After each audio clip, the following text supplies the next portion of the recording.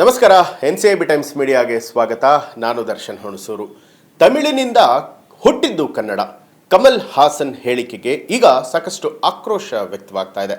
ಮಣಿರತ್ನಂ ಹಾಗೂ ಕಮಲ್ ಹಾಸನ್ ನಟನೆಯ ಥಗ್ life cinema ಬಿಡುಗಡೆಗೆ ಸಜ್ಜಾಗಿರುವಂಥದ್ದು. ಇತ್ತೀಚೆಗೆ ಚೆನ್ನೈನಲ್ಲಿ ಚಿತ್ರದ ಆಡಿಯೋ ಲಾಂಚ್ ಕಾರ್ಯಕ್ರಮ ಕೂಡ ನಡೀತು. ಇದಕ್ಕೆ ಕನ್ನಡದ ನಟ ಶಿವರಾಜ್ ಕುಮಾರ್ ಮುಖ್ಯ ಅತಿಥಿಯಾಗಿ ಹೋಗಿದ್ರು.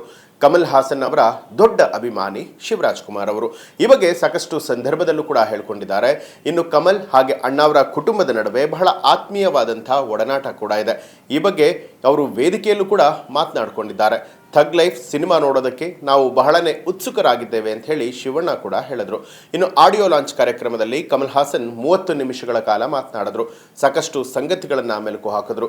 ಡಾಕ್ಟರ್ ರಾಜ್ಕುಮಾರ್ ಜೊತೆಗಿನ ಒಡನಾಟದ ಬಗ್ಗೆ ನೆನಪು ಮಾಡಿಕೊಂಡ್ರು. ಪ್ರತಿಭೆಯನ್ನ ಪ್ರೋತ್ಸಾಹಿಸುವಂತಹ ಗುಣವನ್ನ ನಾನು ಕಲಿತಿದ್ದೆ ಅಣ್ಣಾವರಿಂದ ಅಂತ ಹೇಳಿ ಕಮಲ್ ಹಾಸನ್ ಅವರು ಹೇಳ್ತಾರೆ. ನನ್ನ ಸಿನಿಮಾಗಳಿಗೆ ಕ್ಲಾಪ್ ಮಾಡಿ ಶುಭಾಶಯವನ್ನ ಕೋರ್ತಾ ಇದ್ರು. ನನ್ನ ನಟನೆಗೆ ಬೆನ್ನು ತಡ್ತಾ ಇದ್ರು ರಾಜ್ಕುಮಾರ್ ಅವರು ಅಂತ ಹೇಳಿ ಕಮಲ್ ಅವರು ಮಾತಿನ ನಡುವೆ ವಿವರಿಸ್ತಾರೆ.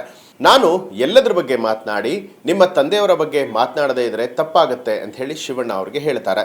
ಇದನ್ನೆಲ್ಲ ನಾನು ನಿಮ್ಮ ತಂದೆಯವರಿಂದಲೇ ಕಲ್ತಿದ್ದು. ಆ ಸನ್ನಿವೇಶದಲ್ಲಿ ಹೇಗೆ ನಟಿಸಿದ್ರಿ ಅಂತ ಹೇಳಿ ಅಣ್ಣ ಅವರು ನನ್ನನ್ನು ಕೆಲವೊಂದ್ಸರಿ ಕೇಳ್ತಾ ಇದ್ರು. ಆಗ ನನಗಿನ್ನು 21 ವರ್ಷ ವಯಸ್ಸು. ರಾಜ್ಕುಮಾರ್ ಅಣ್ಣ ನನ್ನ ಬಳಿ ಬಂದು ಕೇಳ್ತಾ ಇದ್ರು, ಆ ದೃಶ್ಯವನ್ನ ಹೇಗೆ ಮಾಡಿದ್ರಿ, ಆಹಾ ಸೂಪರ್ ಅಂತ ಹೇಳಿ ಹೇಳ್ತಾ ಇದ್ರು. ಇವರು ನಿಜ ಹೇಳ್ತಿದ್ದಾರಾ ಸುಮ್ಮನೆ ಹೇಳ್ತಿದ್ದಾರಾ ಅಂತ ಅನ್ನಿಸ್ತಾ ಇತ್ತು. ಆದರೆ ಪ್ರತಿ ಬಾರಿ ಬೇರೊಬ್ಬರ ಮುಂದೆ ಇದನ್ನ ಅವರು ಹೇಳಿ ತೋರಿಸ್ತಾ ಇದ್ರು ಅನ್ನುವಂಥದ್ದು ನೆನಪು ಮಾಡಿಕೊಳ್ತಾರೆ ಕಮಲ್ ಹಾಸನ್.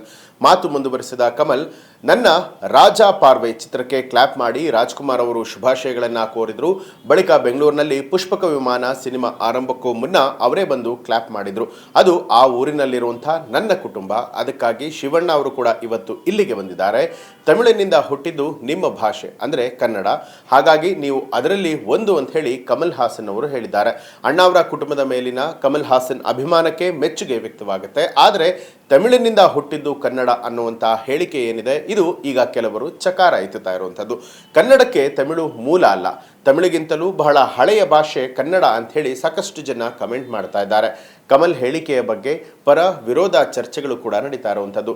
ಕಮಲ್ ಹಾಸನ್ ಹೇಳಿದ್ದು ಸರಿ ಅಂತ ಹೇಳಿ ತಮಿಳಿನ ಕೆಲವರು ವಾದವನ್ನು ಮಾಡ್ತಾ ಇದ್ದಾರೆ. ಇದಕ್ಕೆ ಪ್ರತಿಯಾಗಿ ಕನ್ನಡಿಗರು ಕನ್ನಡ ಭಾಷೆಯ ಇತಿಹಾಸದ ಬಗ್ಗೆ ಪಾಠವನ್ನ ಮಾಡ್ತಿದ್ದಾರೆ. ಸೋಷಿಯಲ್ ಮೀಡಿಯಾದಲ್ಲಿ ಇದೇ ವಿಚಾರ ಈಗ ಸಾಕಷ್ಟು ಚರ್ಚೆ ಆಗ್ತಾ ಇದೆ.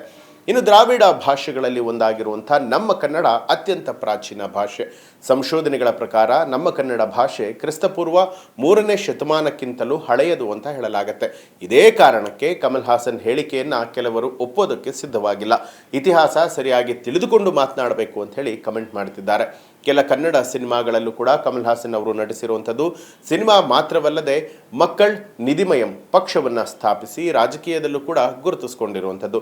ಈಗ ಕಮಲ್ ಹೇಳಿರುವಂತಹ ಹೇಳಿಕೆಗೆ ಸಾಕಷ್ಟು ವಿರೋಧಗಳು ವ್ಯಕ್ತವಾಗ್ತಾ ಇದೆ.